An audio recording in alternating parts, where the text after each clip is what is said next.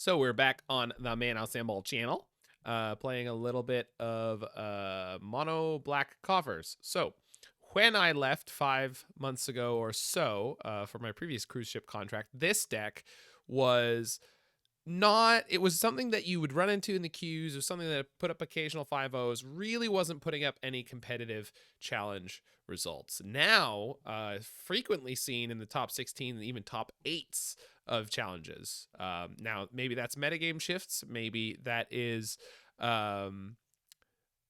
people putting the right combination of cards together. This was one of the topping lists that I really liked the look of, so let's take a look at it. So one of the innovations was in the mana base, including Demolition Field from Brothers War. So this is all very, very similar. I'm not going to get into how it's different from Field of Ruin. So you can play 8 fields in your mana base, along with your Cabal Coffers and your Urborg Tomb of Yawgmoth. So it's been a while since I've done a real deck tech. So Legendary Land, Urborg Tomb of Yawgmoth. This makes every land a swamp in addition to its other land types, and then you've got Cabal Coffers, which for a 2-mana activation adds a black for each swamp you control. Note, Cabal Coffers does not itself have a tap for mana ability other than that one. So Urborg and Coffers together give you a very powerful mana engine, and then Demolition Field and Field of Ruin let you attack your opponent's non-basic lands. Now, they get to search for a basic only when their land is destroyed by Demolition Field or Field of Ruin. Some decks in Modern are running very low numbers of basics. Creativity especially is running sometimes 1. So this allows you to attack your opponent's colors if they're a multicolor deck, or just start destroying their lands in general. And then, of course, there's utility lands that you get to destroy along the way. We're playing 3 Bloodchief Thirst, 4 Fatal Push, and 3 March of Wretched Sorrow. This is all stuff that interacts in the early game. Bloodchief Thirst and March of Wretched Sorrow particularly can attack Planeswalkers, which is super, super useful in a lot of scenarios. So you're able to play through a lot of the powerful early game plays. Relic of Progenitus. So this version's playing 4 main deck copies of Relic of Progenitus. Some versions are playing less than that. Some versions are playing some main deck copies of Engineered Explosives. This one is not. But this is just kind of the Emi Hayashi move of it's generally super useful in the format. Like, there's a lot of great decks that use their graveyard in a fairly involved way. There's almost no deck that doesn't use its graveyard at all, and even if they are, you can just cycle it. And then we've got 4 Night's Whisper. Surprising to see it here, but 1 in a black, draw 2 cards, lose 2 life. Sometimes you just need a good 2-for-1 to keep up with the other mid-range decks in the format. We got a 1 of Sheoldred's Edict, and we've got a 1 of Profane Tutor. I didn't touch on that, so this is Suspend Tutor. Then we've got the Sheoldred's Edict. This is a very interesting card from, looks like 1, Phyrexia, all will be 1. And you have 3 different modes. Each opponent sacrifices a non-token creature, each opponent sacrifices a creature token, or each opponent sacrifices a planeswalker. My friend was asking me what's the relevance of this card, and basically, I don't know exactly what it is, other than there are a lot of cards that like create a token that insulates them from that card being the one that gets sacrificed. There's sometimes cards that generate a token that is actually more powerful than any creature on the battlefield, and then of course you can choose to have them sacrifice a planeswalker. So that's the planeswalker mode is kind of very important on this, and then the other 2 are, it's nice to have them modality. Got 3 copies of Shadow of Doubt. Now, not all versions of this deck are playing any number of these, but it is generally useful in the fetch land format. We've also can synergize that with Field of Ruin and Demolition Field in the late game. Now, getting to the high end, kind of surprising, but 3 copies of Damnation here. We've got a lot of stuff that just like interacts with the battlefield, and really not a lot of sideboard cards to side out for them. But that just lends itself to describing the fact that Modern is such a creature format right now. And these copies of Damnation have generally felt very, very good. And then our win conditions, we've got Karn the Great Creator and Invoke Despair. Now, Karn the Great Creator is the primary win condition. Some of them are playing copies of Sheoldred or some kind of other payoff that you can kill your opponent with. Invoke Despair, it's also very possible to kill an opponent. So this is 1 black, 4 black mana. Target opponent sacrifices a creature. If they can't They lose 2 life and you draw a card. Then you repeat this process for an enchantment or planeswalker. So if you have enough black mana, this can remove a Blood Moon, which is great. If your opponent has an Urza Saga, you can kill one of their lands with this card.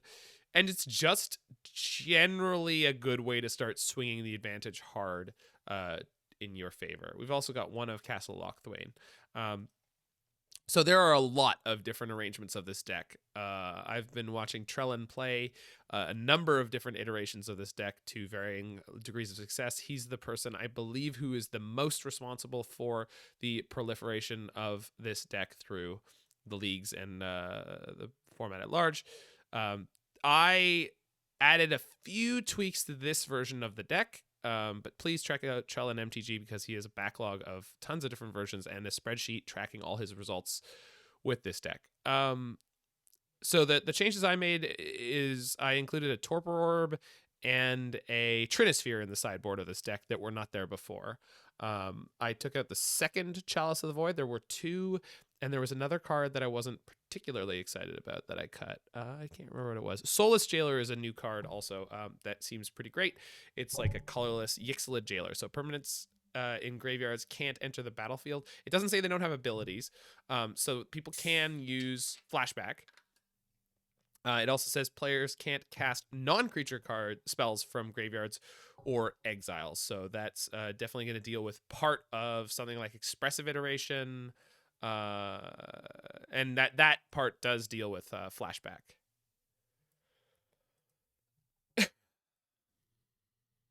Playing against Azax here in round 1. This hand is not great, but we are a 26 land deck. Yes, Soulless Jailer is good versus Cascade. That's a great point. And Yawgmoth, I believe. I may keep this, though, just because we've got the turn 2 suspend Profane Tutor, and all we got to do is draw lands in our 26 land deck. Cabal Coffers obviously doesn't count here yet as a land. So we have, let's call it 20 viable lands to draw into. But I like the rest of this hand enough that I'm not going to toss it out of bed for eating a sandwich. I didn't cut a march for Tutor Carrion Lich. This is the way this deck came. Yeah, Invoke is a card that I saw that Trellin has started cutting copies of, but since this deck in last weekend's challenge made one of the top spots, I was like, you know what, I'm just gonna play this as is. But yeah, this was a version that's playing less copies of Profane Tutor, a card that I don't really care for, although the next deck we're gonna play has 4 copies, but that's for a very different reason. I'm really excited to play One Punch Frog. I think I'm gonna enjoy it a lot. Huh.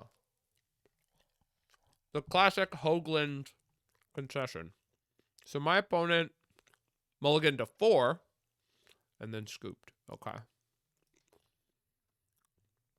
I think Profane Tutor is fine as a 1-up. No, it just bits. My opponent mulled to 4. They drew their card and they went, I don't think I can win this game. And concealing 100% of my strategy is worth more than trying to win a game that I'm this far behind in. I'm going to board in the Thoughtseizes, but I'm going to split out a Fatal Push, a Relic, and... Thanks, Bits. For those... I really should create... I know there's only 13... Are any of my mods here? So I'm lazy and I don't want to type.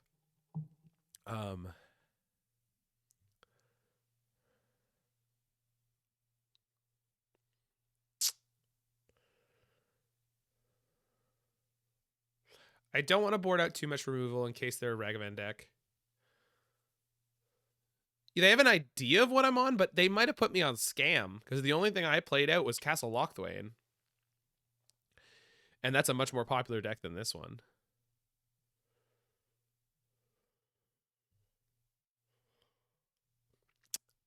Let's take out one of these Invokes.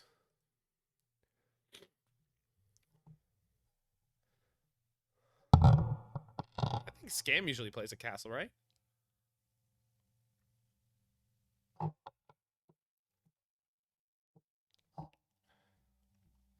right, we're definitely keeping this hand. My opponent kept a 7. Botanical Sanctum. Ooh, is it Neoform? If so, I'm glad I boarded in the Thoughtseize, but also we're probably screwed. Or it's probably Living End, right? Or Rhinos. It might be Neoform. It's definitely not a Cascade deck. That's a yikes from me, dog. It's going to be some kind of degeneracy, that's for sure. Triple Night's Whisper. Hopefully you can find a... Oof.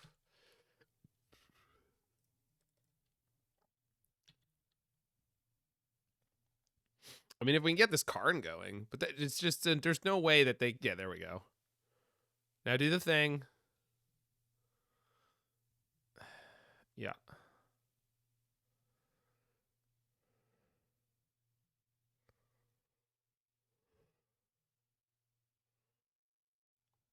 Okay, so gonna need all the marches of Wretched Sorrow. Because in theory, I could pitch enough cards to shoot down a Gristlebrand at instant speed if I had to. Might have to bring back the Damnations. So, because if they do this... Yeah, we're going to combat here. Yeah, Shadow of Doubt, we're definitely going to need all the copies of Shadow of Doubt. It becomes very simple, I think, because they're a creature deck. That we just bring in anything that could possibly... not a creature deck, a combo deck, a degenerate combo deck. That we just... I know all the things that will interact here. Useful piece of information for game 2 will be whether or not they have basics.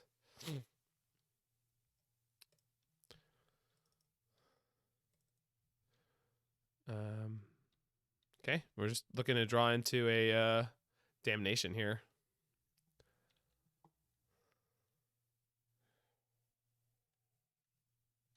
So if they have a basic, it's in their hand.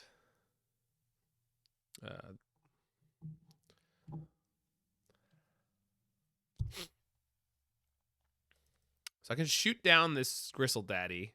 I'm assuming I'm about to lose. Like, I should lose this turn. They're really... Yeah. Nope. Okay. Maybe discarding that other Bloodchief's Thirst is going to come back and bite me.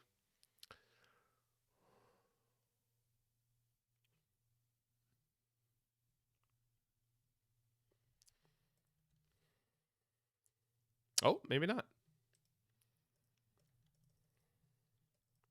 Here's where I get Spell Pierced.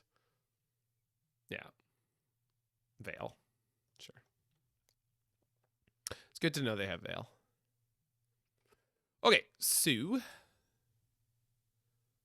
Definitely don't need the pushes. Relic cycles, so that's almost definitely better than Fatal Push. So we'll grab Stonebrain. And... Hey, is that the Dom Harvia? Hope you're doing well, buddy.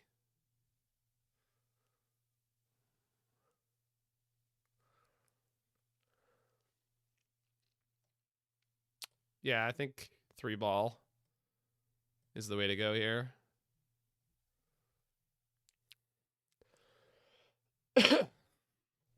Especially since 3-ball messes with a lot of the free spells they would normally try to use to destroy it.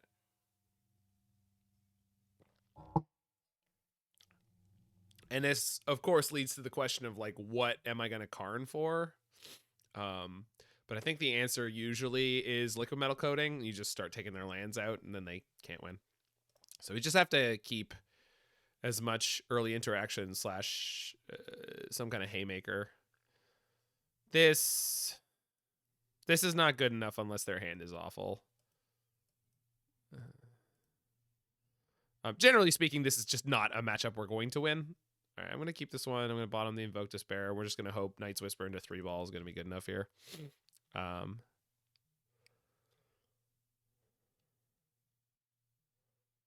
just lead on the castle.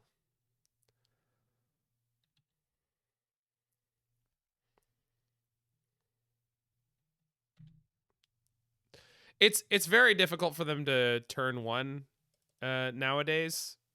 Turn 2 is the one that you're really looking out for. And they almost definitely have it. They don't. Okay.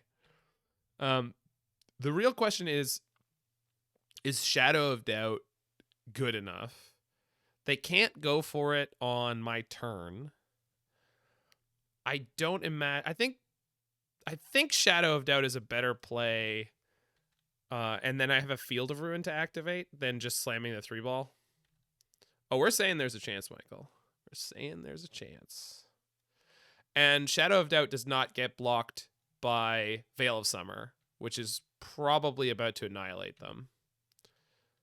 They can't pay for that Summoner's Pact, so they have to have specifically Mystical Dispute, which I don't imagine that they would have brought in against us.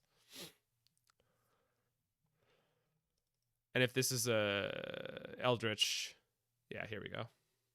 Okay. Should be game over. Oh my. I mean, that's... I don't know why they did that way. Does anyone know why they just did that way? Not only am I alive, they're dead. This game is over. They lost. Yeah. Cool. Yeah, it's fine. I mean, there's no way that I can't imagine that they bring in Mystical Dispute against us. I mean, they should if they know our deck list back to front, but like, there's enough varieties of coffers around that, you know.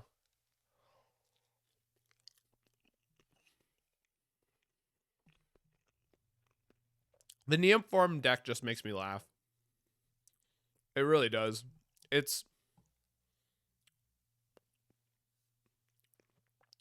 I mean, I think if you want to play Neoform, play Belcher.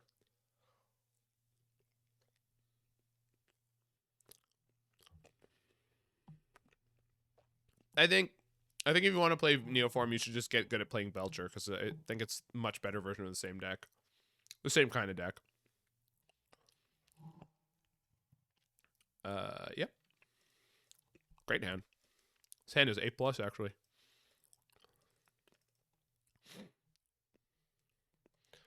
Oh no. Y'all are listening to John Lee Hooker, I Hated the Day I Was Born, with the Mana Symbol channel. Here, it's 3 o'clock, 3:04 p.m. It's a lovely Friday out. Got some terrific weather here in South Ontario. I think the main appeal of Neoform is turn 1 Goldfish. Yeah, it is the fastest, but it's, yeah. Hey, Johnny Mnemonic.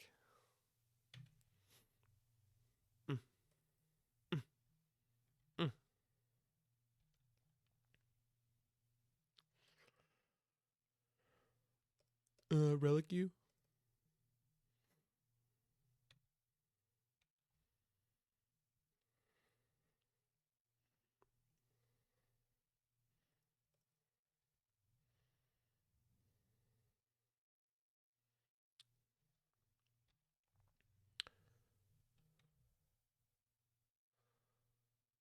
So, are we thinking they're on creativity? I think they must be, right?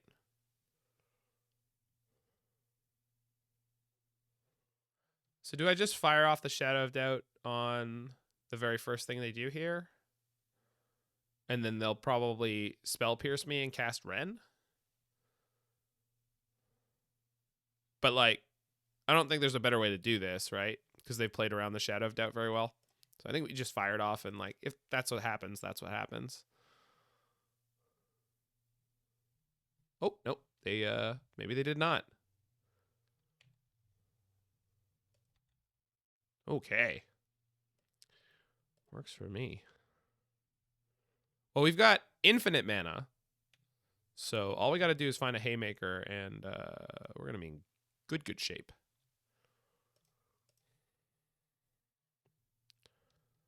I guess, yeah.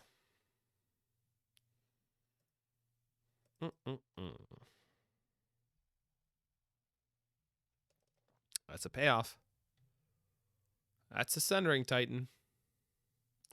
That's a peddling. So next turn, I have 2 coffers, and it goes 5, 8. I think I have 9 mana next turn. Fable. Yeah, what?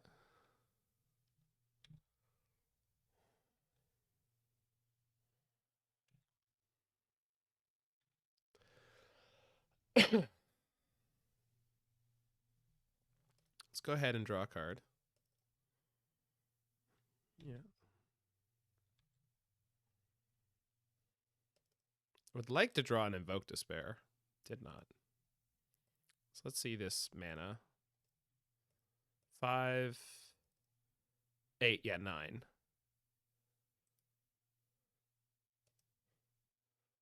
So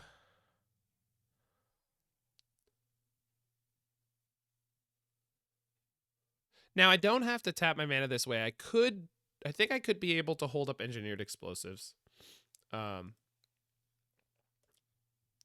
I possibly should do that.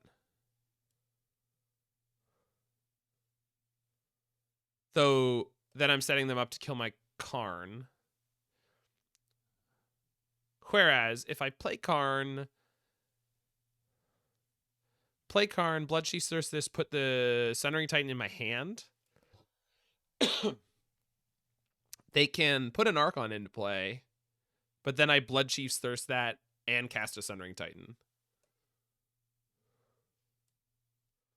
So I think this is the way to go. But I also don't.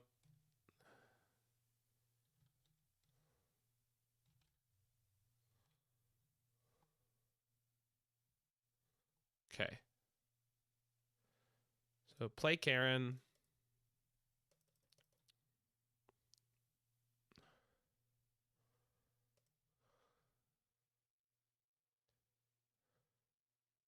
Grab the Titan.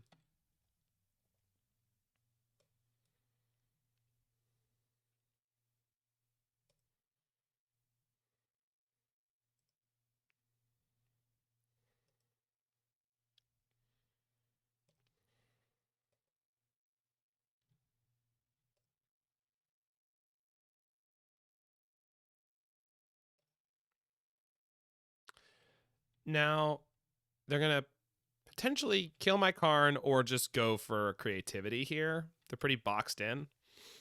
And then next turn I have enough to play through a mana leak on Sundering Titan. I don't think that main deck, any of the creativity players are playing something that can counter my Titan properly. We might run into a Psycho who's playing Remand like I would.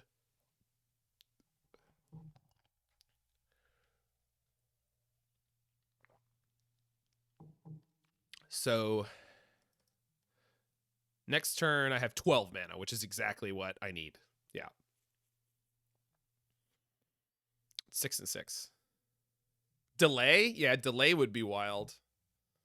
Delay with Teferi Time Raveler, anyone?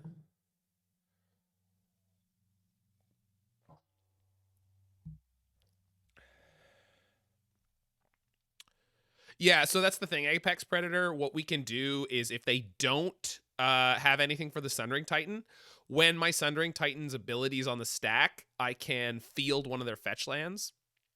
And they can sack it in response, but then they fetch something that dies to the Titan. I think what they're going to do here is just jam creativity and hope it's good enough, and it will not be. Because they have Island, Mountain, Swamp. Yeah, I'm going to kill all their lands. Yeah. And, yeah. 3 of their lands. I'm going to kill 3 of their lands. No, I'm going to kill all their lands. Because I got the field.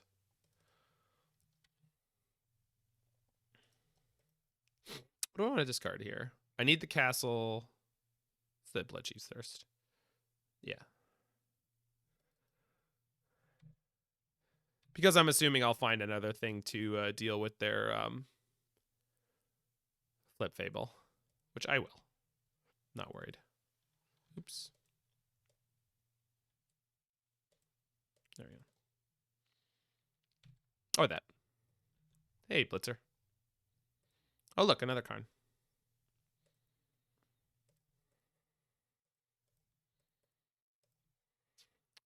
Perfect.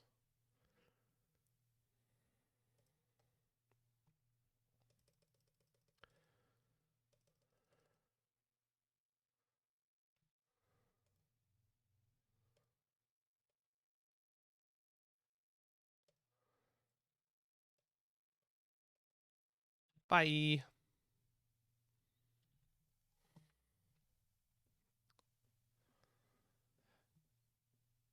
I really wish the Sundering Titan schematic had been of the original Sundering Titan art, because I really love the giant drill on that guy.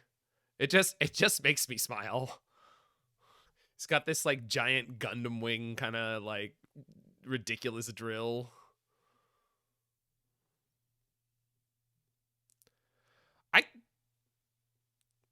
I suppose I could be in trouble if they were to go land persist. Did I pick the wrong lands? I picked the wrong lands. I was supposed to kill the mountain. I was supposed to kill the mountain and the 2 steam vents. We got it anyway. I mentally I knew what I was supposed to pick. I obviously clicked wrong. I can keep one fatal push, or I can bring in like a Wurmcoil Engine.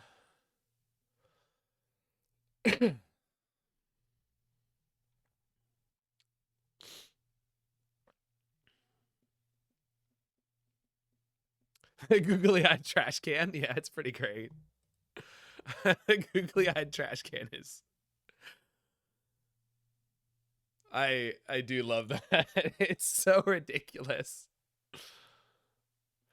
We have not seen any black cards yet. We didn't see much of their deck. We did see Prismatic Ending.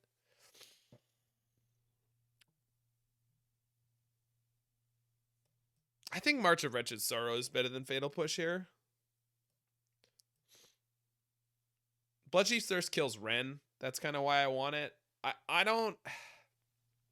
So, while instant speed spot removal can beat creativity, usually they play around it pretty hard. And our deck is not necessarily going to be great at putting them in a spot where they feel like they have to jam. I mean, obviously, I guess we kind of did last game. I'm keeping this. Hand is, again, pretty great. We got Relic to start getting rid of their fetch lands. They mull to 6. We got Relic to start getting rid of their fetch land, and Bloodchief's their sure Ren in 6. So, well set up for the early game. So this game, I'm not putting this Yawgmoth Urborg out early. Although I guess I could play Field first, but then if I draw Shadow of Doubt, then I play the Urborg. And if I don't, I play the Swamp.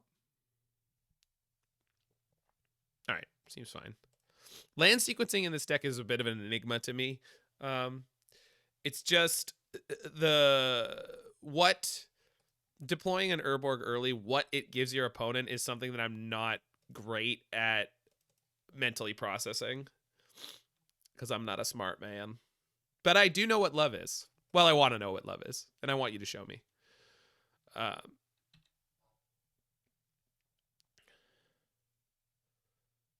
This is the Ren. Okay. Yeah. Hopefully they're counting on it. We've got double field, which should start. Hey, Kaiser-esque.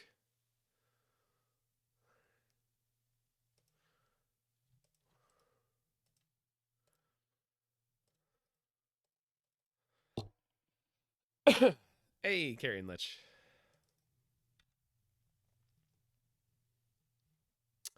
Got some good viewer numbers here on an afternoon. I think part of it also is the fact that we're playing Modern, the People's format. Expressive iteration, huh? All right.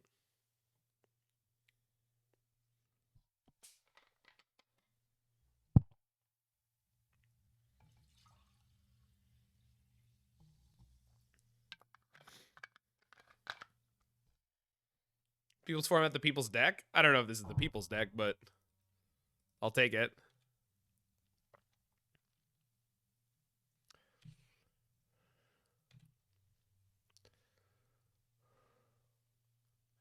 So I think I can pretty safely play out the Urborg. Yeah, I'm going to be away for Modern Season, which is very disconcerting to me, but...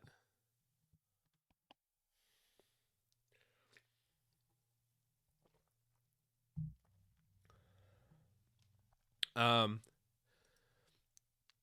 think I'm supposed to draw step field them and just hope that either I draw a fatal push or they have the mountain in hand. If I'm going to take them off of any of these colors, I would like to take them off of white.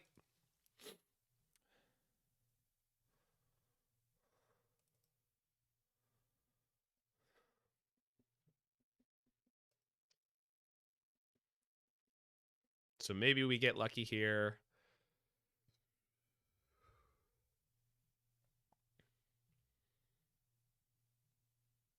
Okay, it's fine by me. Nature's Claim. I suppose it makes sense.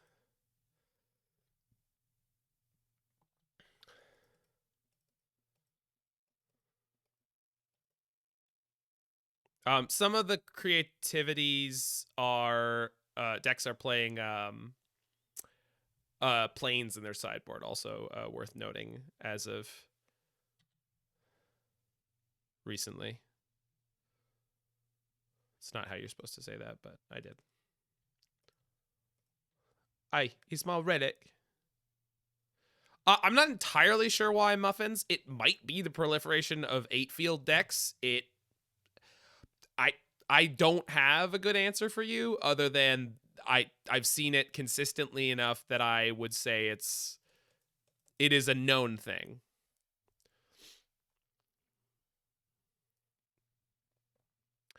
It is certainly a thing that, yeah. See? Yep. It could be just for moments exactly like this. Yep.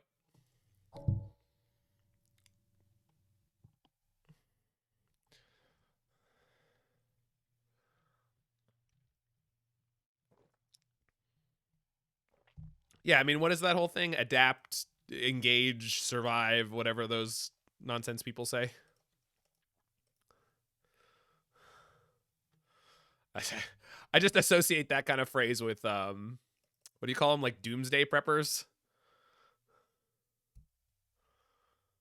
Okay, so I guess I'm kicking Bloodchief's Thirst.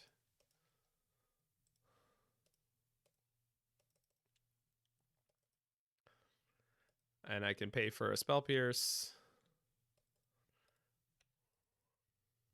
Yeah. Uh-huh. Oh, Veil Me. It's been a minute. Yeah, that's on me.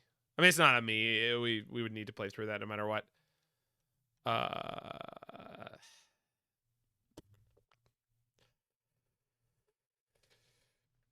Do I suspend this Profane Tutor? No, because I don't have any way to deal with this very... Veil. Veil was brutal there. Hey, JK Torborg. Friday's going well. I can only make one dwarf at the moment. Boseiju my coffers. Rough. Well, hopefully my Karn resolves. Because I got nothing else going on. Oh, that's the Stone Rain. The question is it worth Stone Raining them now, or do I want that 2 mana? I want the 2 mana up to pay for Spell Pierce. The problem is, I guess I would grab and cast Torpor Orb of Stonebrain. Torpor Orb first is probably the right way to do it. However, if they have Spell Pierce, then I'm walking it right into that. Okay. Obviously, Basura. How you doing, friend?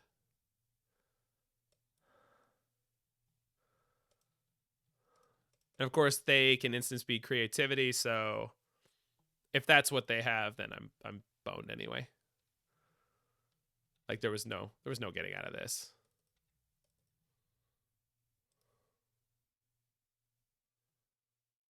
Looks like they do. Yeah, no worries. Good draw.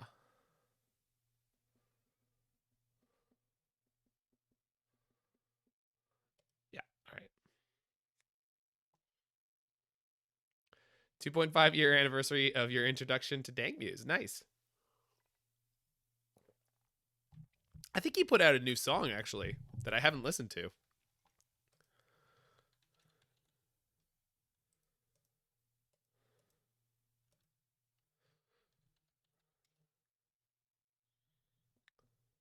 He did. It's called Bring in the Love.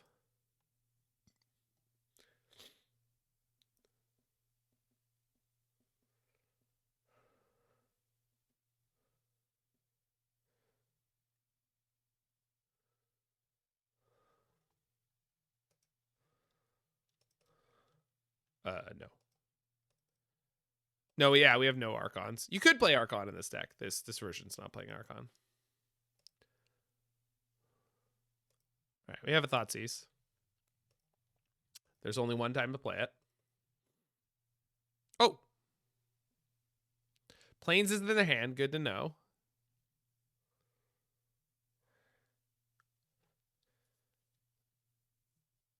I've been having fun with this deck. This is my 3rd or 4th league playing it, so more than a little bit of fun. Well, they have a mountain, but we will constrict their colors heavily if we attack them. They have a mountain and a plains.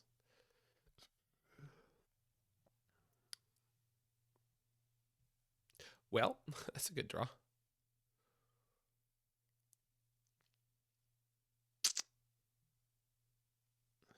I know they have Spell Pierce, so I must be cognizant of that. I think the way to get the Spell Pierce out of there, the way I could get Spell Pierce out of their hand is just by go lands Night's Whisper, and they'll probably just jam into it. Like, they'll just take my Night's Whisper down. But on the flip side, yeah, I'm going to hold the Shadow.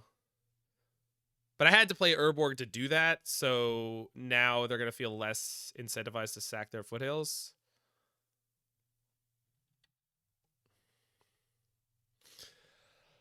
I don't know, 4 dogs on a horse suit. I'm not putting any pressure on them. They're not being forced to do anything.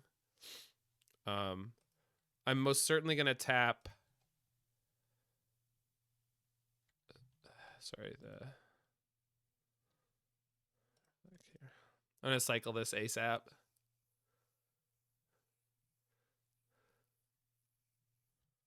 The thing is, they'll always be able to Spell Pierce me, though. It'll just stop them from playing whatever they wanted to play on that turn. Like, they have to go so slowly if they want to play around Shadow of Doubt.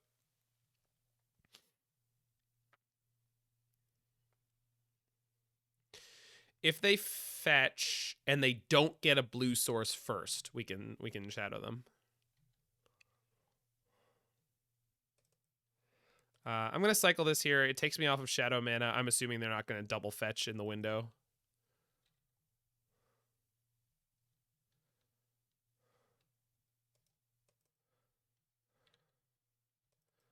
Double shadow could really fuck them up. I don't need my land drop this turn, so let's just sit.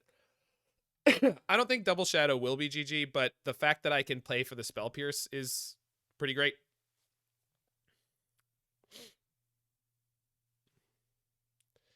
But like right now, they could resolve their Teferi, and I can't stop them, right?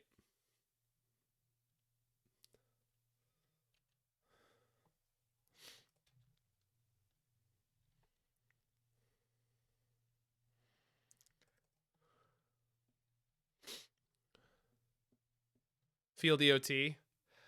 But I'm fielding a fetch land. They just sack it in response. How'd they resolve Teferi? I go Shadow of Doubt.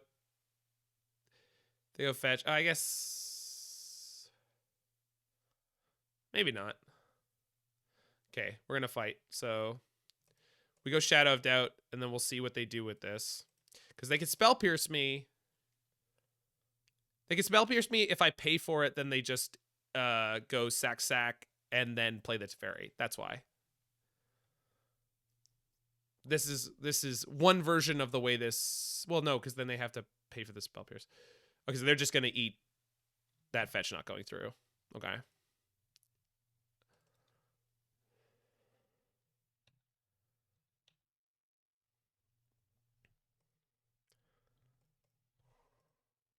I should have waited. I could have drawn a Coffers. Still no Coffers. We do have a payoff, though. Yeah, got them a scared. I'm a scared. They should be. They're on the knife's edge.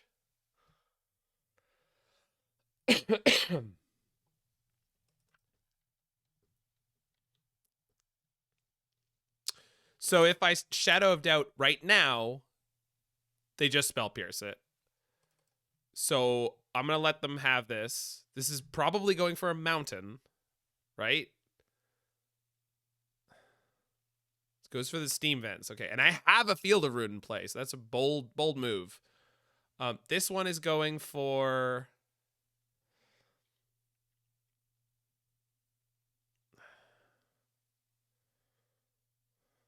So they're going to cast Teferi, right?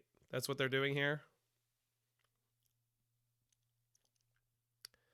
If I Shadow of Doubt, they Spell Pierce and they can't cast the Teferi. The question is, what do I do with that? Is that...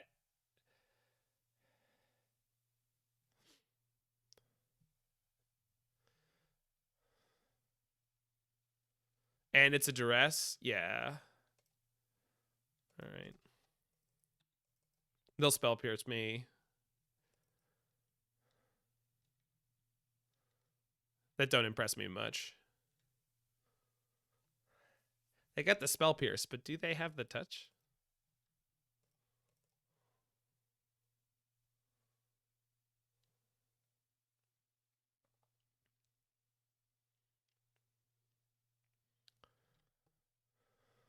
I would love to draw a Demolition Field or...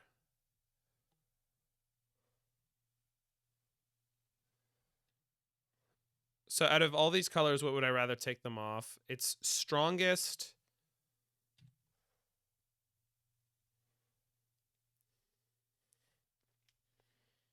Strongest to take them off of blue. But then I give them 3 untapped mana this turn, which I don't love. If I Karn, what am I going for? There's nothing good, right? On 2. Like, I guess Liquimetal Coating, assuming that they don't have a burn spell. Or a Nature's Claim. I don't even think I'm playing Karn this turn.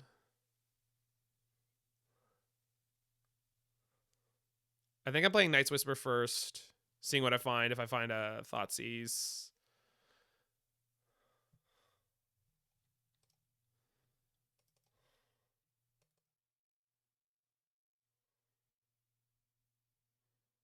No Coffers. This is good, though. Although I can't pitch cast for it right now. Yeah, the thing is, fielding green feels more relevant right now.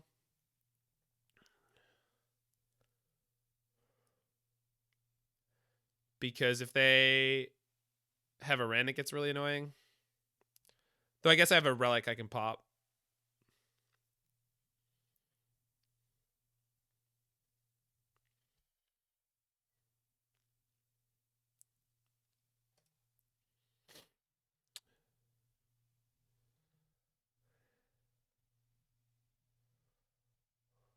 Play the Relic, shoot the Stomping Ground, then pass the turn.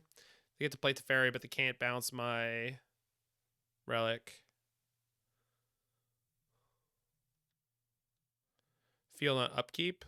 I think we would field draw step, right? If we're going to field anywhere that isn't my turn, we field on draw step. Yeah. The question is just which color am I shooting? It should be blue, right? It should be blue. For many reasons, it should be blue. The thing is, they only have one green source, one untapped green source in their deck. But I don't think they have a second Wrenn and 6. I think they would have played it before now. If they drew their mountain, this situation is disastrous for them. It's not super likely, but...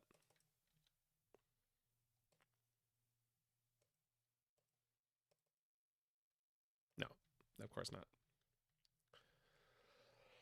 If I had a black spell to pitch here, I'd be happy. Although they can't, their Dwarven Mind's not on. Yeah. So now we go Karn for Stonebrain or something. Do I cycle my Relic? Yeah. If they had Wrenn, they would play it. Oh, that's disgusting.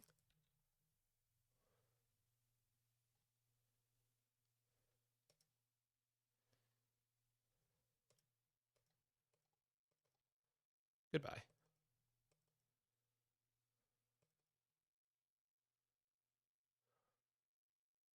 Uh-huh.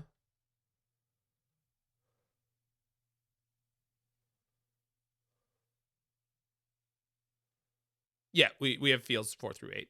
5 through 8.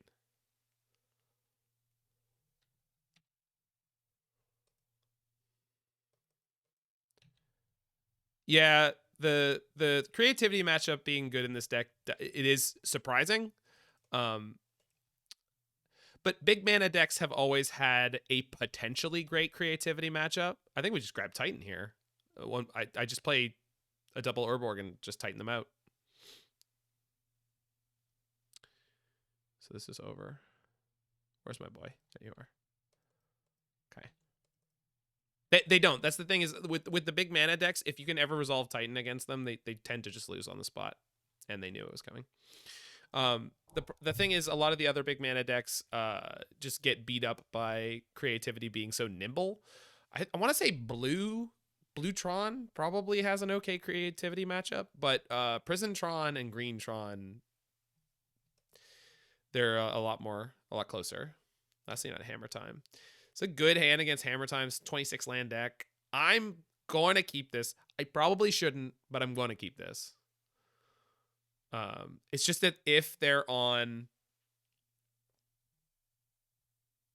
yeah, Leyline Binding and Prismatic Endings, it depends on which variant of creativity, but those cards are nuts. Prisontron has a rough creativity matchup. They just have too many ways to get through your prison pieces. It's just insolvable.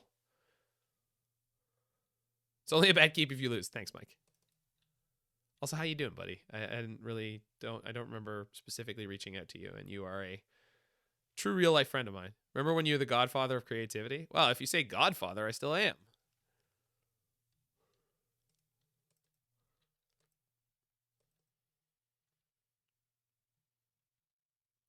Yeah, Prisontron, I've definitely run some Stonebrain versions. Yeah, I mean, I'm still one of the founding fathers. It's me and Freak You Nasty. He wrote the Constitution, and I screamed to the people that this was the truth. Please get Caldra. Colossus Hammer. I don't like that. Oh, I do like that. I would like to draw a land. I did not draw land. It's okay. If we draw land next turn, we're still in this.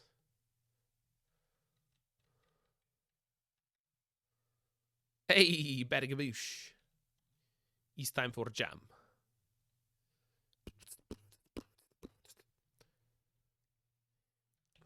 Madison to my Hamilton. Fudge! Alright, we in trouble. Don't keep one-landers. Even if it's a good hand against what you're up against. 26 lands, by the way. To be fair, if I drew a Coffers, I'd be in almost as bad of a spot. This much better. But I was on the draw, Carrion Lich. How could it possibly have gone wrong?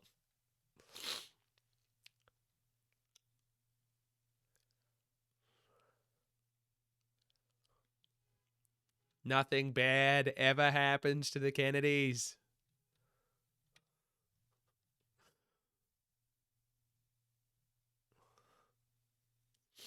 So I think...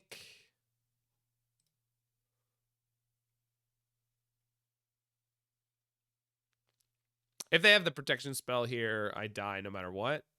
So it doesn't... I'm not going to be fussed about that. And we get to Bloodchief Thirst the Pure Steel. So hopefully they don't play another creature and then split the hammers, because then I'm fucked. Jeez, good hand. No, that's the joke, Carrion Lich. The joke was that by and large it very the as a family the Kennedys have a very, very unfortunate track record. Yeah, they're cursed. That's the joke there. All right. Not gonna feel bad about that one. We got a good main deck setup for this, so I mean I feel bad about not mulliganing properly, but like whatever. They had a good hand too, so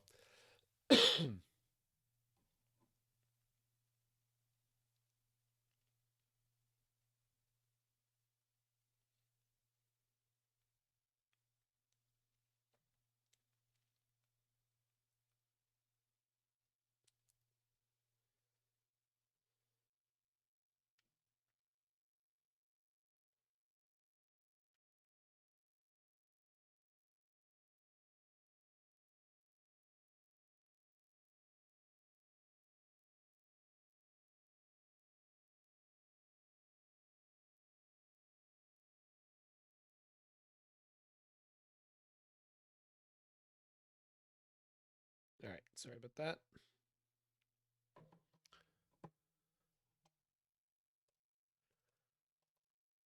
Do we lose if our next top card was pushed next turn? Do we thirst the paladin, go to 9 and kill a stepmom in combat? Yeah, probably. But I don't assume that we're going to be able to win the game after that point. But yeah, we probably did.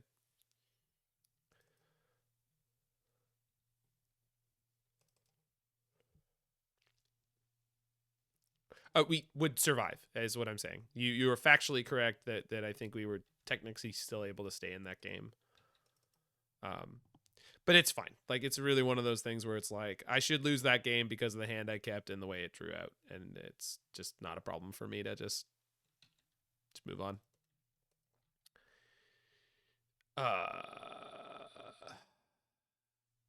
You think we got solid by Saga there? I don't I don't know how to process that statement, so yes. Maybe. Soloed. No, not at all.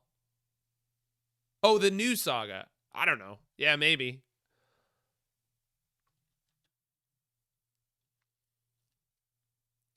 I don't know. Yeah, maybe. I mean, they still had a few more cards in hand too, so it's like really, really do not know. So this says each opponent. I know the new protection spell they play is you and permanents you control gain hexproof. So okay, this opponent likes to go hammer. Hard to say solo when you have a lot of other cards. Well, I mean, it's yeah, it's.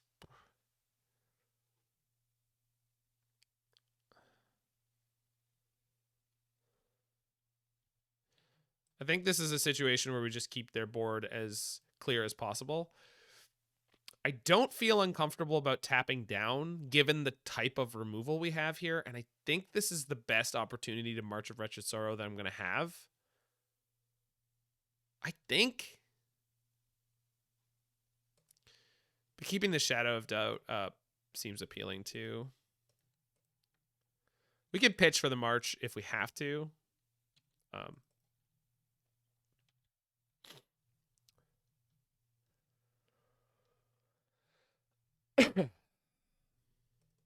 Love how this is a battle between two former Fringe pet decks. Yeah, Hammer Time was very I played it way back. It was before.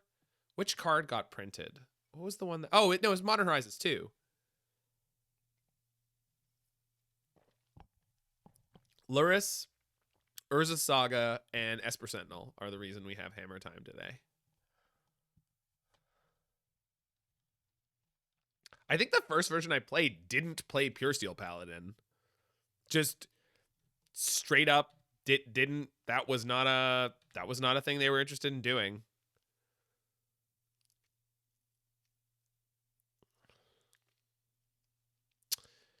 Do I edict them now for mana efficiency? I think so.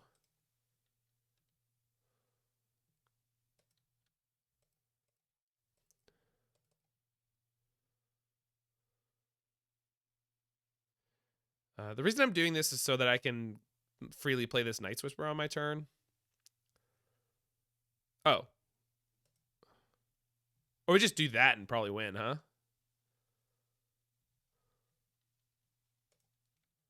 Yeah, the original version that I played had Magnetic Theft.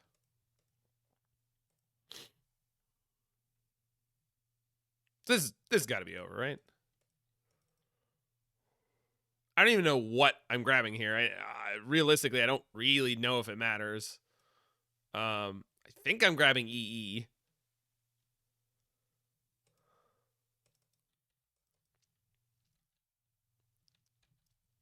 I remember watching Lantern Control, going from what it was to winning a Pro Tour to being unplayable again.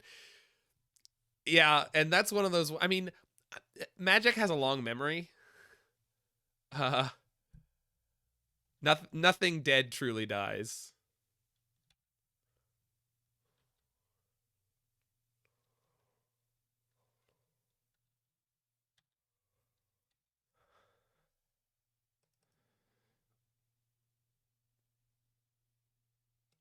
No, it's not weird that you love watching Lantern Control. Lots of people love Lantern Control.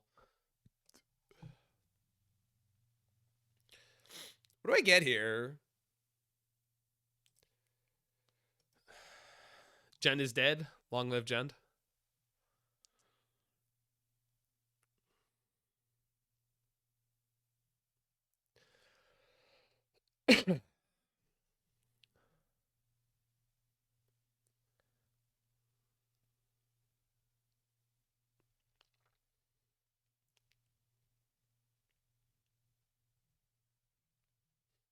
Trinisphere?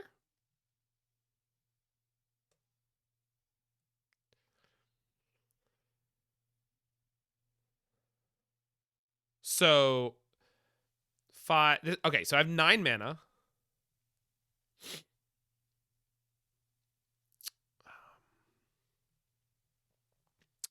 So I can set up EE on 1 and just play a Trinisphere. That costs 4. But I can't hold up any spells afterwards. Can you Coating and guarantee March the Paladin? That's probably the play, right? Yeah, I think so. That's a great play. Thank you. And then we just set up EE on 1 afterwards. It's a good play. I like that a lot.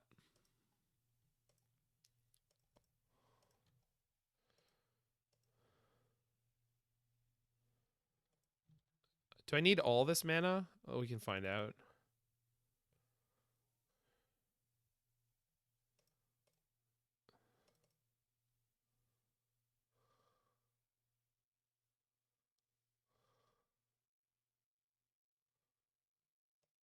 Right. So let's go ahead and go get the full amount of mana.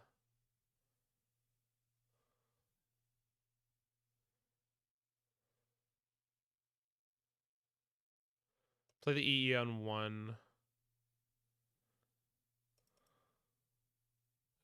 Oop.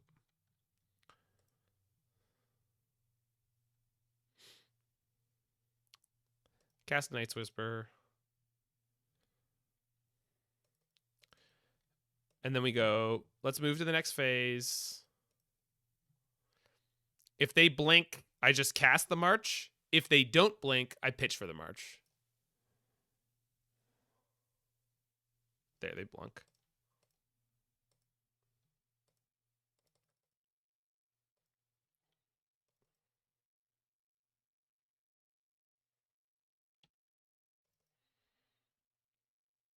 I suppose technically I could die to Gingerbrute, because I kept thinking, oh, yeah, always nuke their board, always keep it blank, and you can't lose to Hammer Time.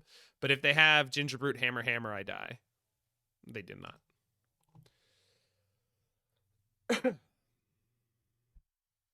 But there was a misplay in there. I think I could have played around that.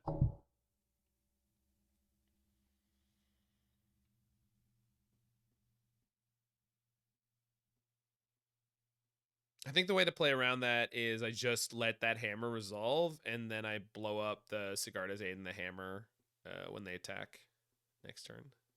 Let them attack with their 2/2.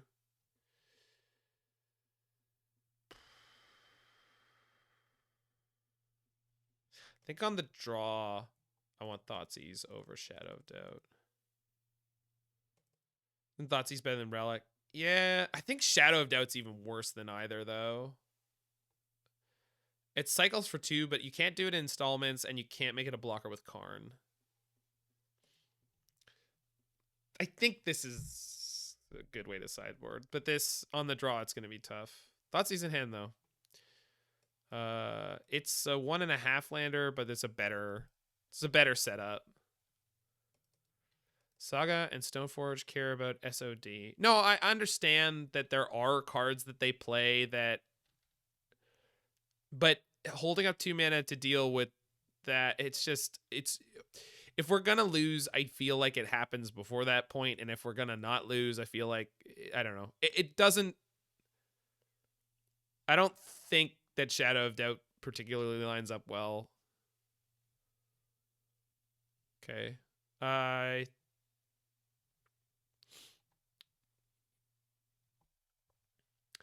If I take the Stoneforge, it means they're going to play the Plains into Sanctifier on Vec. I have a Damnation, so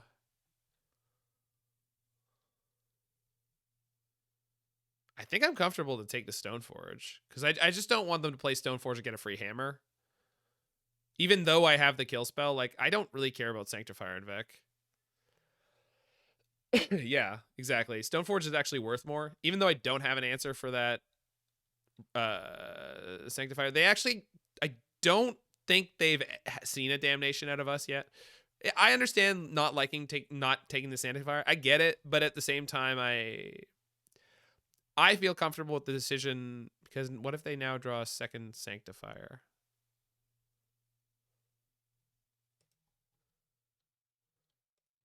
I'm just not particularly worried. I feel like we have a lot of ways to deal with the Sanctifier on deck.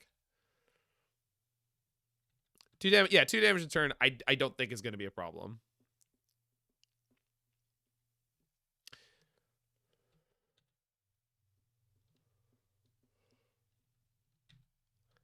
I suppose your counter argument could be like, what if they just had a hammer now?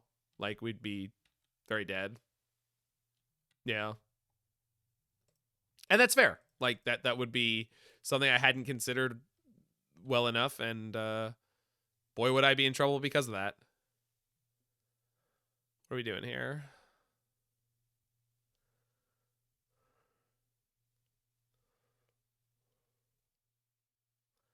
Certainly not super good on my mana situation.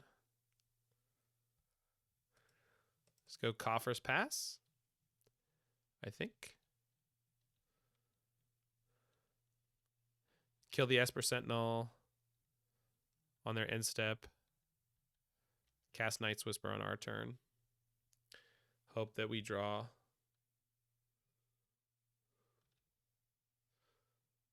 Guess that hammer, yeah, I think I potentially put myself in a tough spot. But I mean, the Sigarda's Aid is the real problem, and it wouldn't matter which creature I'd left them with at this point. The Aid is the problem.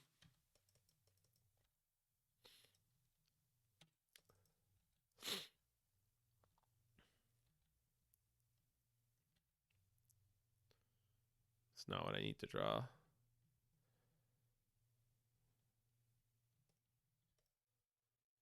But I think, yeah, I think the person was right who told us to take the Sanctifier. Yep, I just threw this game by setting us up that way. But that's all right. Live and learn. This is what it is to be rusty at Magic. Because there's just a hammer coming in off the Saga that I didn't think about with the aid. Did they?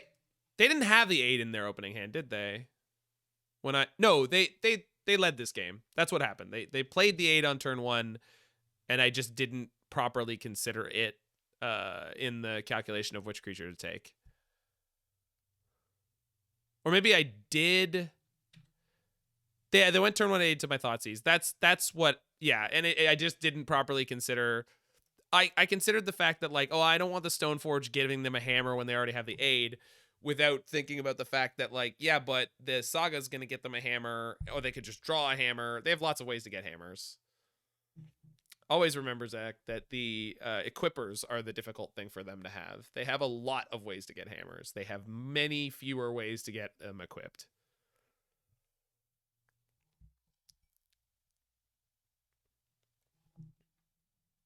Deck is made of hammers, exactly.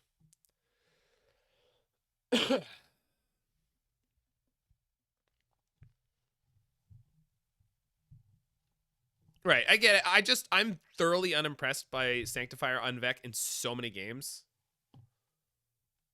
It's like every time I use it as a sideboard card, it's like nowhere near good enough, feels like. I think Trellin would keep this hand. Not that that is a great indication. They're on 7. We know nothing about them. It's not good enough. It is better enough. Yeah. Our one Profane Tutor just really wanted to be in the opening hand.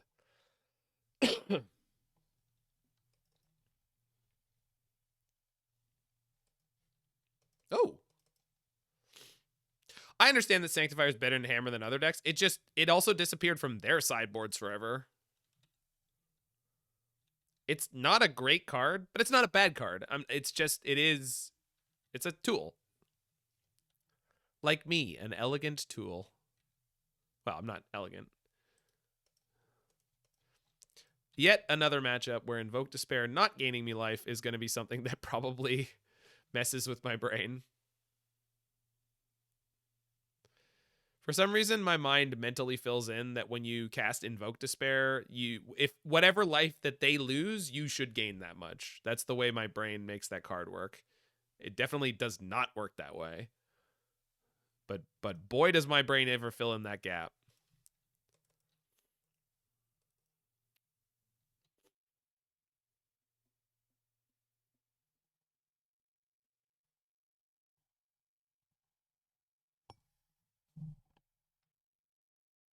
Oh, someone asked how long I'm going to stream. This league, and then probably a league of the Yargle Goryo's deck.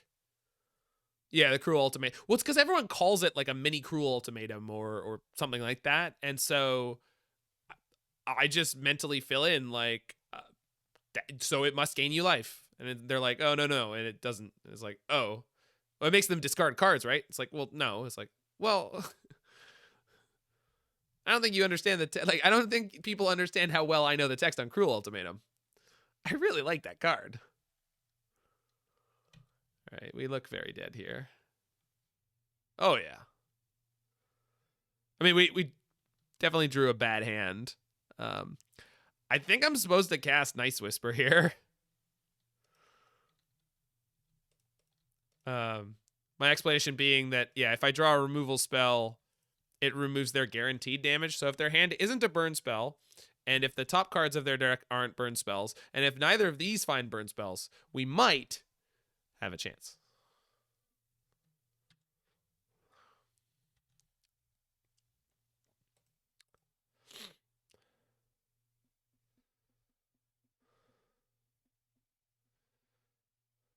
So I do put March of Wretched Sorrow in my hand, play land, pass the turn.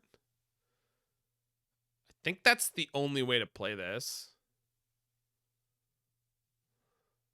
I really think this is the only reasonable way to play this. We do that. Play a Field of Ruin, pass the turn. When they crack one of their lands, we shoot the other one. They won't cast a creature. You don't know that. People make misplays all the time. Should they cast a creature? No, they should not cast a creature. They should not cast a creature. Will they? Only time will tell.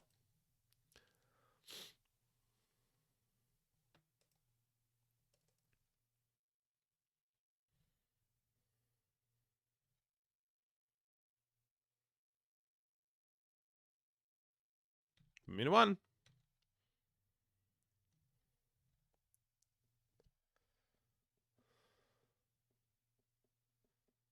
Tutor does not reveal because it's a real tutor. Black tutors that can get any card type, they do not reveal because there's no reason for them to do so. All right. Yeah, although I was assuming they would have had they would have had the colors there. Also, no creatures in play means they couldn't Searing Blaze me. So there were actually a surprisingly large number of dead draws. Now, they didn't hit any of those, but boy did they exist.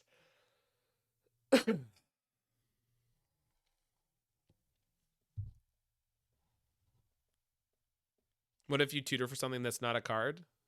I mean, that shouldn't be possible, and if so, call judge. I don't. Borden and 04? This is the list that did well in the challenge most recent. Did the most well in the recent challenge that I liked the most.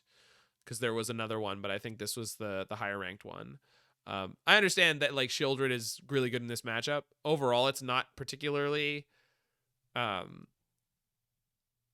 you think a black tutor that says tutor for anything but reveal it would ever cost less than the exact same tutor that doesn't reveal? No, it's just not enough. It's not worth a mana.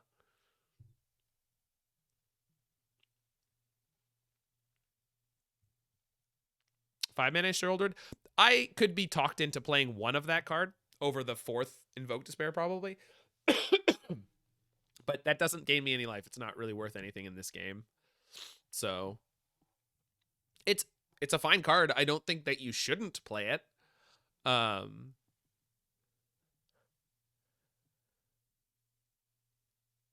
think we want Wurmcoil and EE.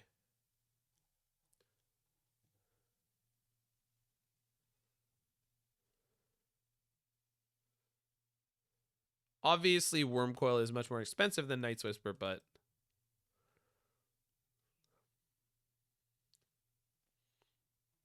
I think cutting down on Night's Whisper is probably a good idea.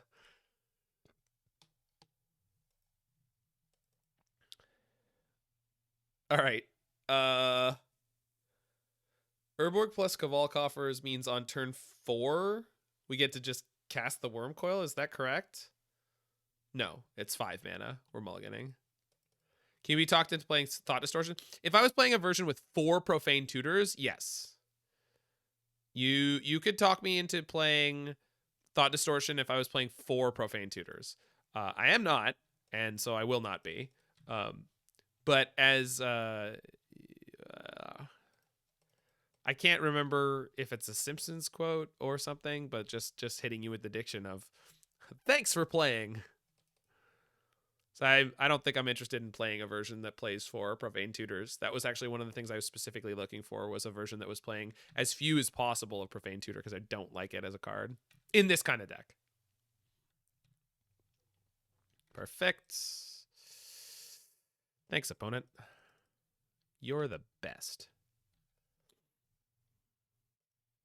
I do like that we drew our 1 Night's Whisper in this opening hand. Oh, baby. Give me the good stuff. Okay. What are you going to attack for me for 1? Coward.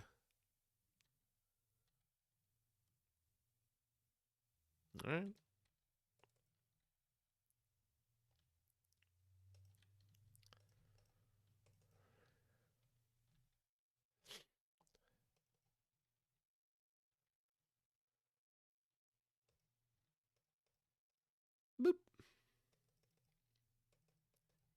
Stone Rain. Raining stone from a lacerated sky.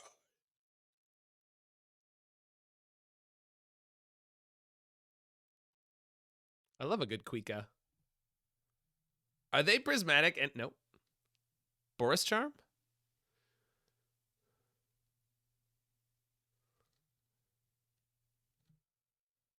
What did I not like about the other list? I think it was mostly how many copies of Profane Tutor they were playing. It's just not a card I feel strongly about. I do feel strongly about it. I feel strongly that I don't want to be playing it. Do I have to cast Night's Whisper, don't I? I could draw with Relic first. See if I just hit the Fatal Push. Or the Bloodchief Thirst, or the March. Yeah, I feel strongly in the negative direction, exactly. It's none of those things.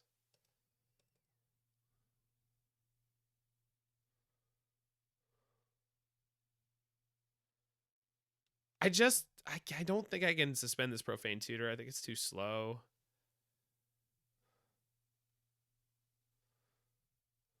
If they have double bolt, I'm taking, what, 9?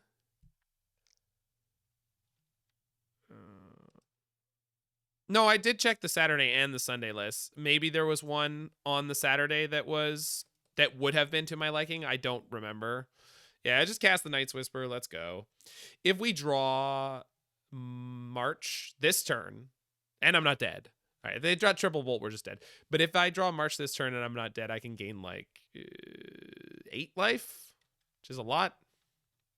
Yeah, it's 8. Probably just dead, but that's fine. I really don't mind losing a burn. I'm very used to it. Oh, still alive.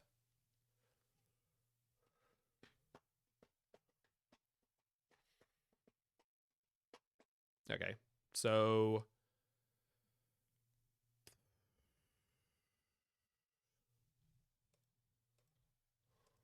suspend that. Hope they crack one of these at end of turn. Let me go Shadow and... Oh, okay, they did not. Was hoping to draw Fatal Push.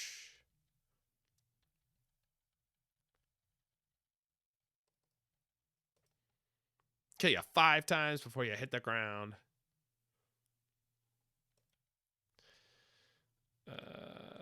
Sure.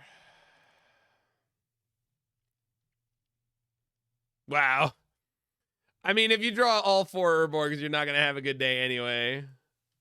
They got it. It's all yours. Don't worry about it. I had nothing. Yeah, that's a bad matchup, huh? But that's fine. That's one of those things. Like, you're playing a Karn deck. A lot of these decks don't have a good burn matchup. Prisontron did. I love playing Prisontron against burn. Yeah, we did have a great poker hand.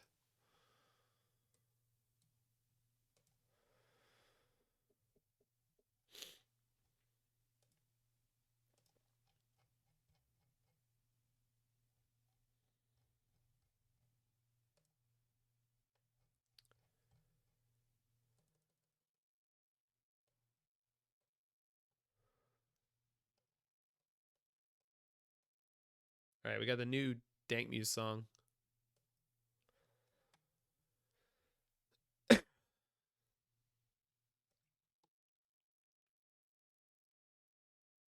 Banging already.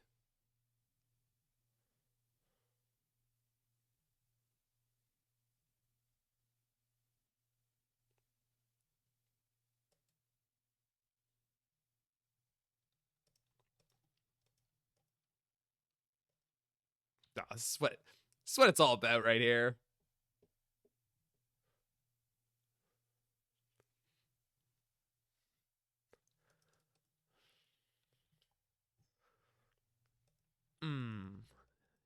Yeah.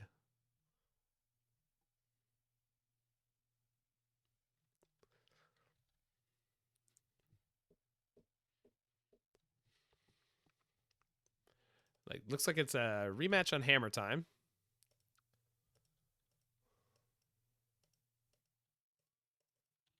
Oh, whoops. Sorry. I'm distracted and really rusty. Let's assume that they always made the right play here and got the... They got Nettle Cyst. Wow. They always got the non-Cauldra card. Okay, so didn't hit the second black source.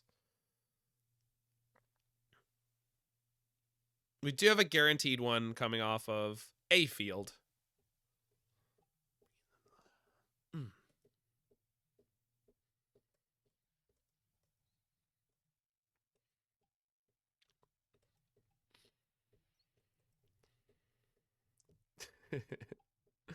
Bye, Boosh.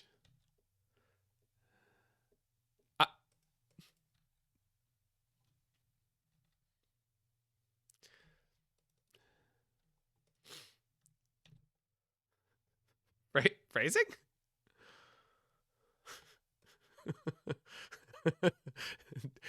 Dude, this is Maine.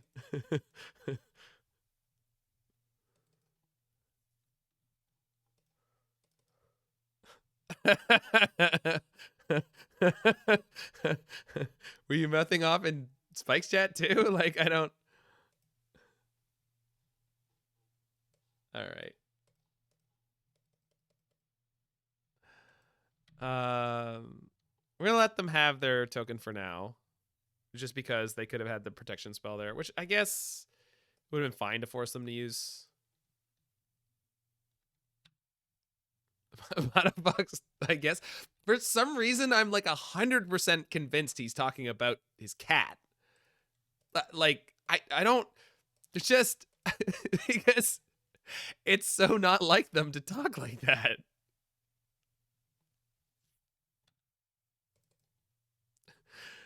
Yeah, I'm assuming the world will never know.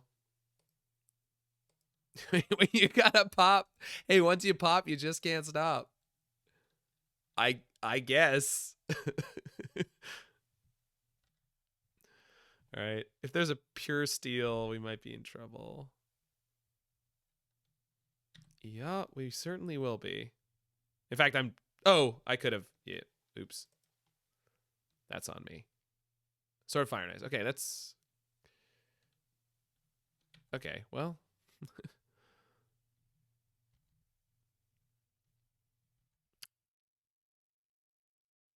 We're actually in good shape, though. Assuming they don't play another creature. They did not. Okay. So let's shoot this down. My baby shot me down. I think I cycle the Shadow. I suppose keeping it...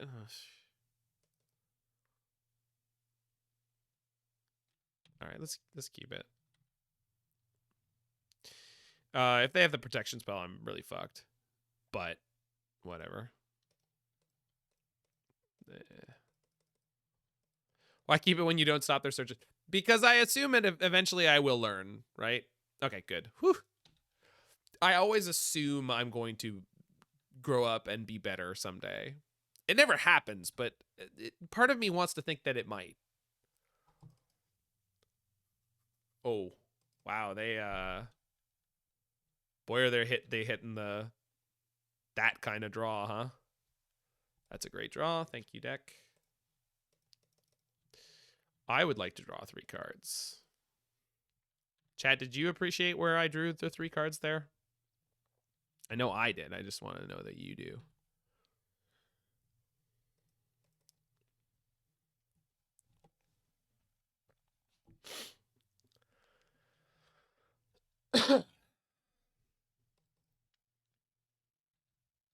I'm a fan of deal 6, draw 3.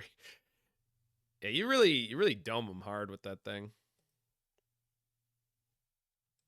Well, here's my Karn. Into Trinisphere, I assume.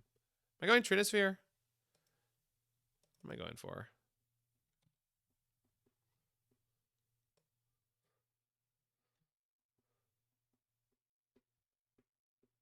Is Torpor Orbs really good? Is it? No, it's not. EE? Yeah, EE is the pick.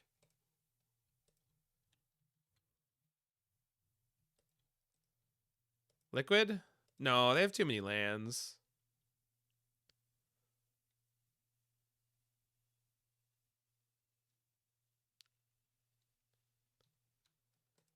This protects me from Gingerbread shenanigans.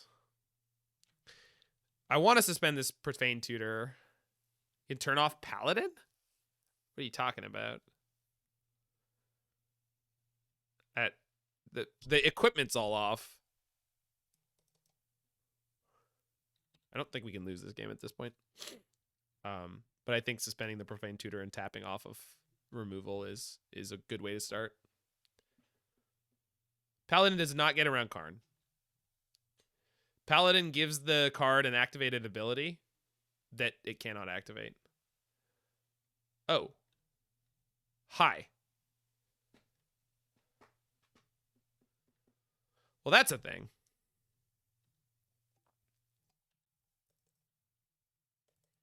this, however, this. I mean, I got a lot of time. I have a lot of time, so that's good. I have time for this Profane Tutor to save me from this situation because it's going to get me another Invoke Despair. That's a good pickup. Good memoirs. Not great memoirs. Yeah, pass the turn here. Boy, is that Sword of Fire and Ice going to be equipped to that thing, huh? Let's get rid of that now.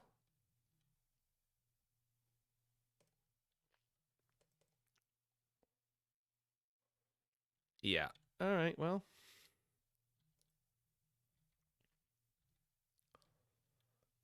Got 2 turns. I will be able to cast Damnation and don't want to sinkhole him with Shadow. No, I think it's...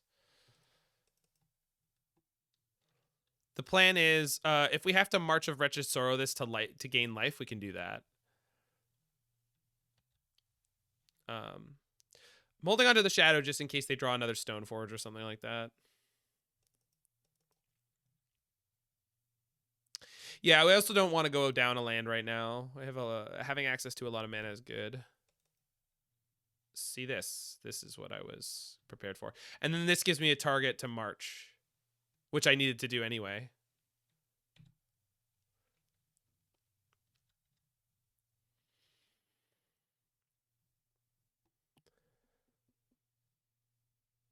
Oh. Yeah.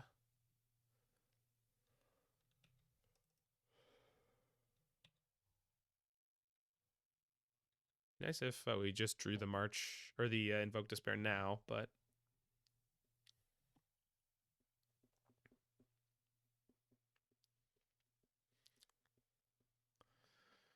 so I think I need to gain the maximum amount of life. If they end up having that protection spell, we're really fucked though. Fizzle my March of Wretched Sorrow.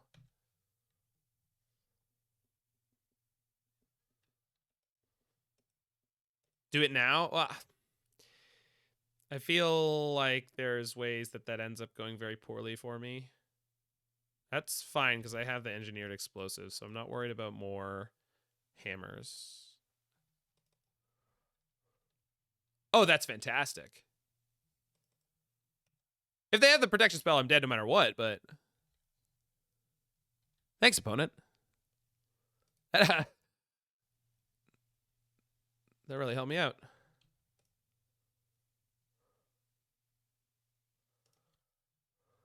Seven.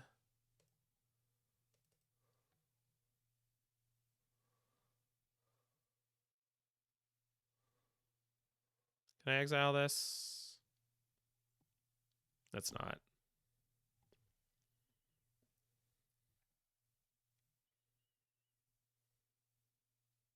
Can I exile the Damnation? Sure, it's probably safe.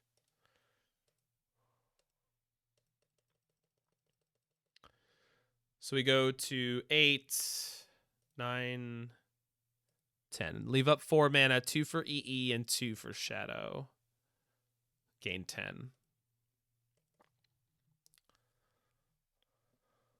If they have a hammer or a shadow spear, neither of those things matter. I don't want to pop EE to gain 2. It's just not worth it, I don't think. I think it's better to have it for the next couple draws. I don't think 2 life is worthwhile here. We're going to be at 9? Yeah, we're fine.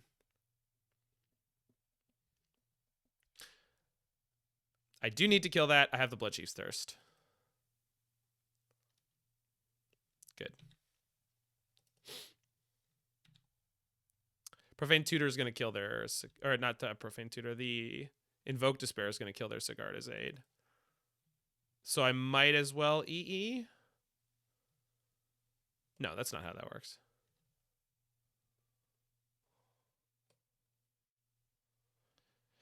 I could just Karn and Bridge, huh? But they have 8 and Ornithopter. Don't do that. Well, but I have EE. Does Karn and Bridge just lock them out here? Pretty much, right?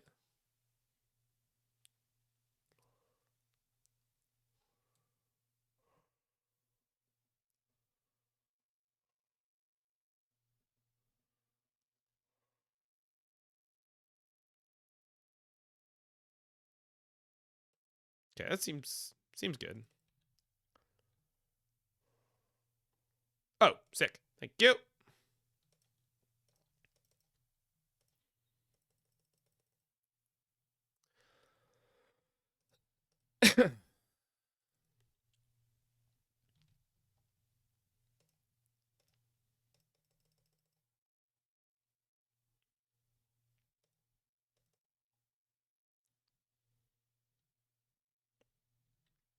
Going down to 0 cards in hand doesn't help me here. If you only kill Cauldron token, then a paladin kills you. Well, I would have killed the Ornithopter with the Bloodchief's Thirst and then killed the Aid and the... Yeah, I think we're okay. I have the EE on 1, though, which...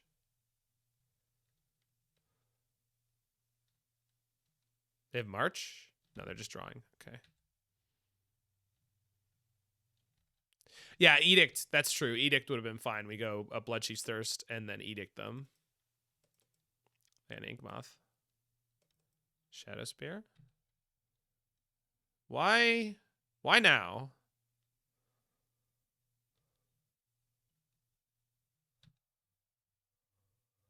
Do they not remember there's an E? What's going on? What are we doing here?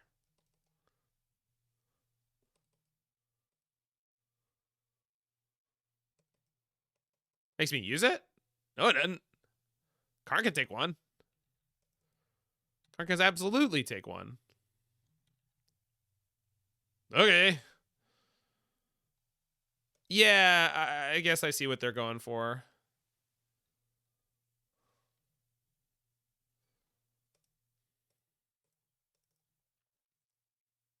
But, like, I had a way to kill their Yawgmoth in play.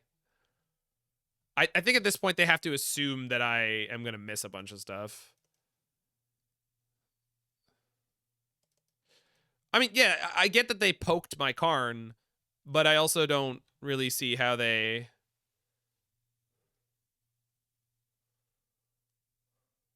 Yeah, I understand we should have cycled the Shadow of Dead a while back, but at this point, I feel like I'm just committed.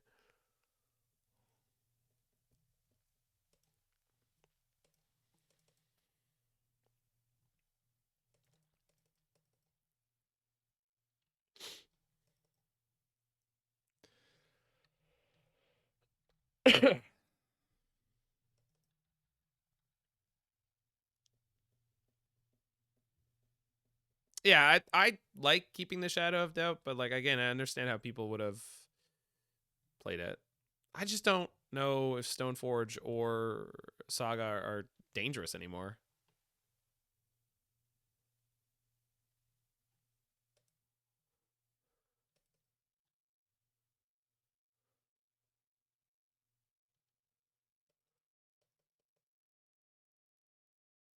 Okay, so now they're back to having no power. Plus Karn on nothing is fine.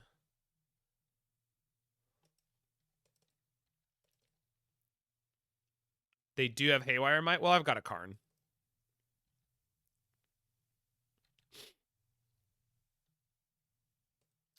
Yeah, March is what we have to be worried about. Why not unequip the Germ? Because it makes it small enough to attack under the bridge right now. We do have a Ballista. Ballista should lock this game up nicely.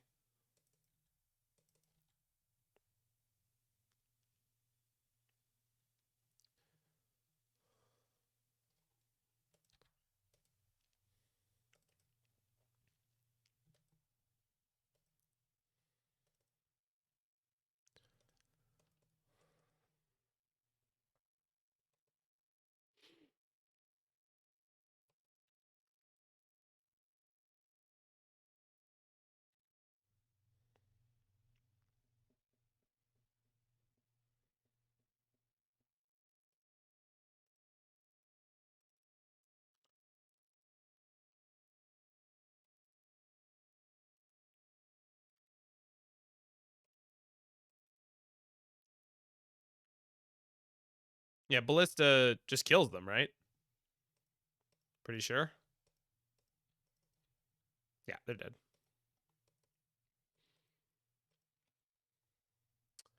Going to go for the kill them line. Who is this strimmer?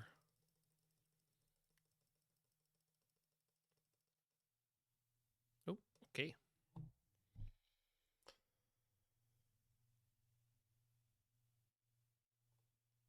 All right. Yeah, let's go Thoughtseize over Relic and keep the shadows. We didn't do that last time, but it's on the line.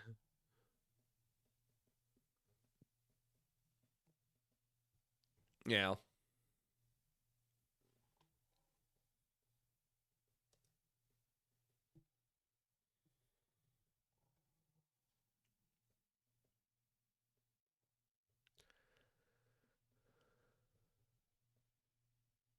All right.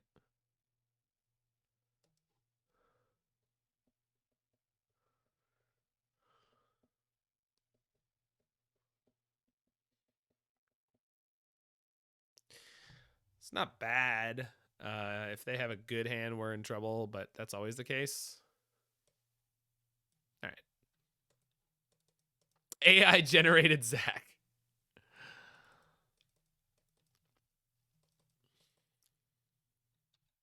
Yikes. Ooh.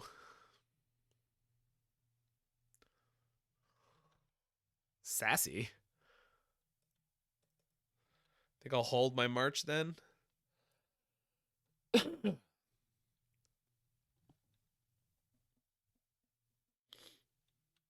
Yikes.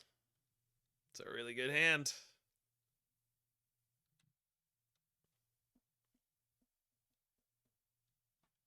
That's fine. No equipper. We have an answer for Saga. Definitely need to find a Damnation. Urborg's not a bad draw. So that gets my coffers online.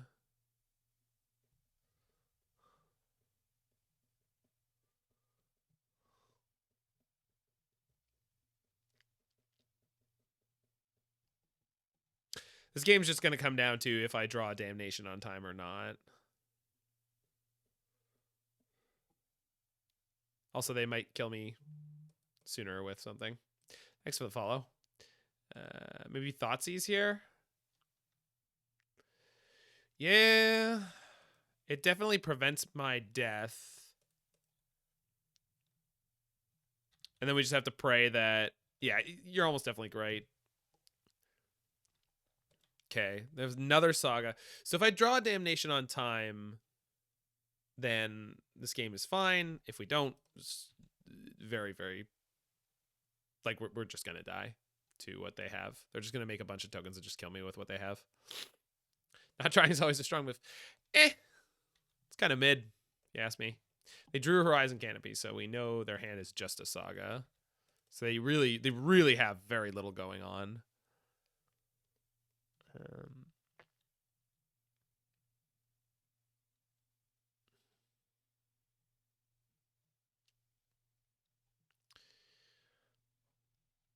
So let's start getting our stuff together.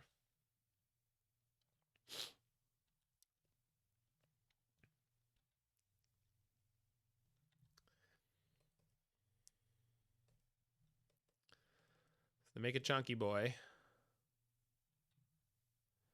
Gonna kill that because that's gonna add so much power. And then on this next turn, I have to March of Wretched Sorrow for as much as I can, most likely.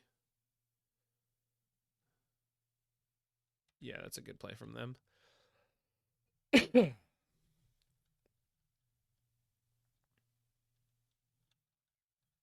So 4, 5, 6, 7 at minimum here.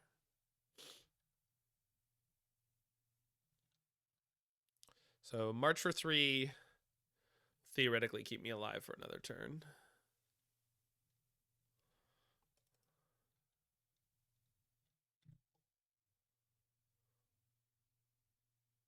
Okay. We're just going to toss this to the March and kill their construct token. That costs me a total of 5. This is 2, so it's 3 actual mana. So I can't Demolition Field and do that on the same turn. But I can play Coffers to get +1 mana here.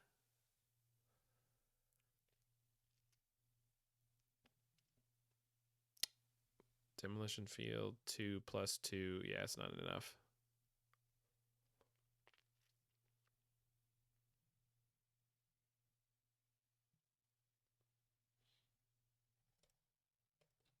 I can stop them from drawing an extra card. That's probably the best I can do.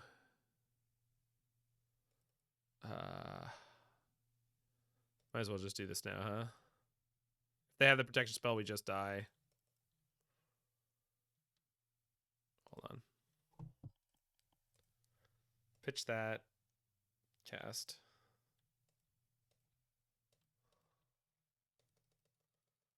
So gain 5.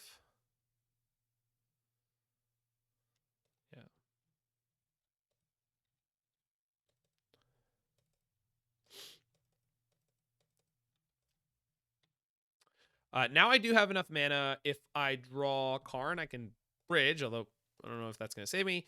And if I draw Night's Whisper into Damnation, I can play that. Because we have 5, yeah, 6.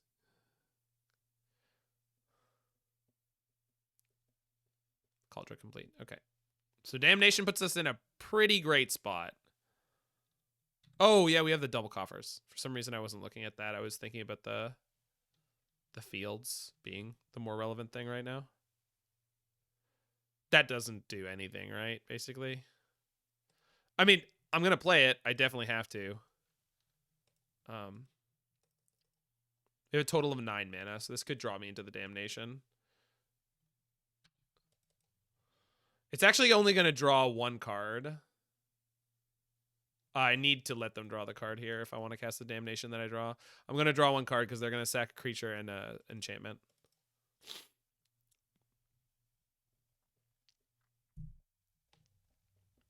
Sack the Esper Sentinel, that makes sense.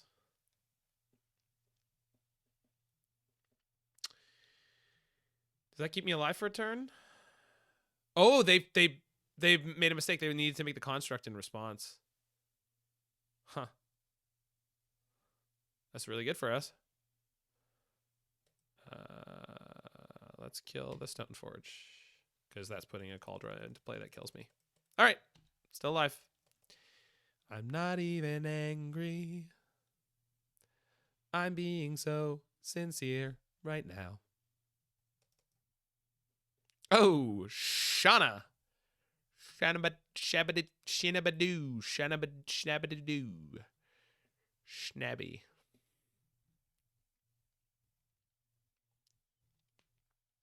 We're staying alive. Tell by the way I walk. I mean, there's a lot of things we can draw now that are insanely fast outs to this game. That's not one of them.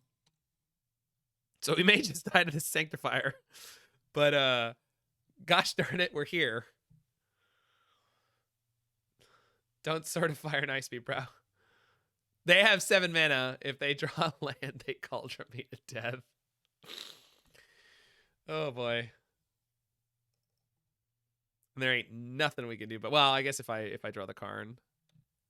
Karn's the out. Push. Yeah, not good enough. Okay, game 3.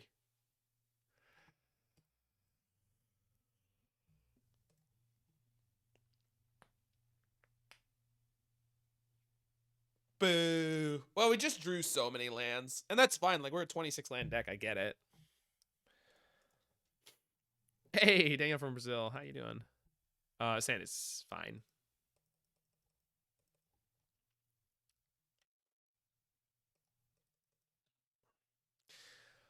I'm kind of warming up to Profane Tutor in this deck, but the thing is, I don't know. I'm not registering Coffers without a Cling to Dust anymore. It would have done nothing in this spot, but still, I get it. That card makes a lot of sense with Coffers. I see why you'd want to play them together.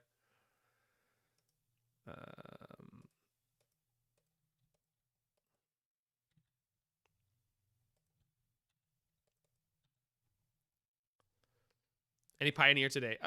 Could be after the Yargle Goryo's League, assuming that that goes reasonably fast. Then we'll play more of the blue-red control, because I have another version of that I want to try.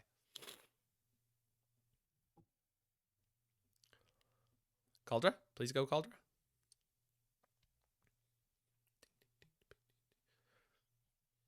Paradise Mantle. So they've got a... They probably have the Cauldron in their hand, but that also means they probably have a... What's it called? Pure Steel Paladin. Should I field? I think I'm supposed to field into March, pitching one of these cards to kill the Stoneforge, so that I can guaranteed have 4 mana next turn to play Karn. Because if I don't, yeah, 100%. The thing is, if we don't draw a land next turn, I basically lose the game. A mana producing land. If I have 3 swamps, Cabal Coffers coming in on 4 is neutral. I'm almost 100% sure this is the right play.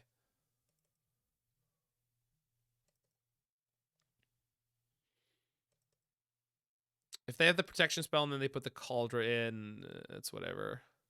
You will draw Urborg next turn. I'm not counting on that.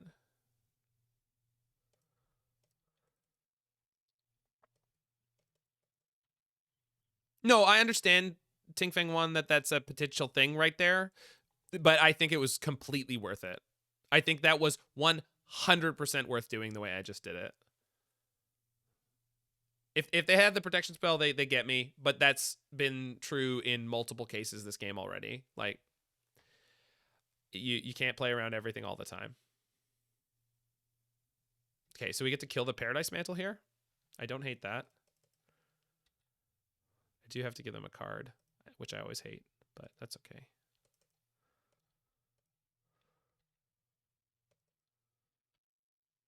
Because we're going to turn off the Equipper that they have in play. Now they may... Exactly. You sometimes you got to put yourself down. I mean, this is modern. Everyone knows that. Force of Negation is a big card. Fuck. Yeah. That was one of the things that could happen here.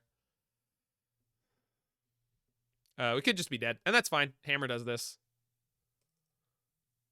That's what Hammer Time players do. Okay, not dead.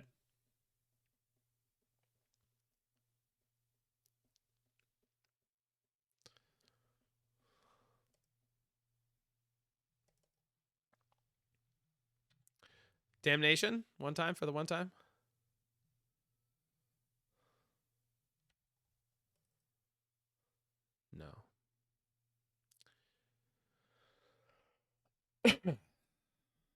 Any equipment in there. So I play Karn plus on the hammer. They attack the Karn down. So that's no good. I mean, I don't think we can do this. I don't think there's any reasonable way to win this game at this point with these draws. Yeah, Hammer's a great deck. All right. Unfortunate. Despair plus push. I couldn't cast the Despair because I didn't draw a land. If I had a land that draw, I would have been okay. So yeah, 1, 2, 3. All my other leagues have been 3, 2 or better. Really appreciate these decks. They're a lot of fun to play. I'm glad to see that they are doing better than ever. There's just a lot of customization that you can do with them. I hadn't played against Hammer Time, and then we ran into it twice in that league. I barely played against it in the last week, so it's interesting to see some Hammer players still out here. But yeah, it's a lot of fun. Like that deck a lot. We are gonna move on to the Kragenwick One Punch deck. But for those in the future on the YouTube, make sure that you check out the other videos I have, and I will see you there. For those live, I think this is the second place in one of the Weekend Modern Challenges version of Yargle Multani Goryo's. I'm going to refer to this as a grilled cheese. Kragenwick is very much a 2-punch deck. I disagree. The 1 punch is you put 18 points on your opponent, and usually that's enough to kill them.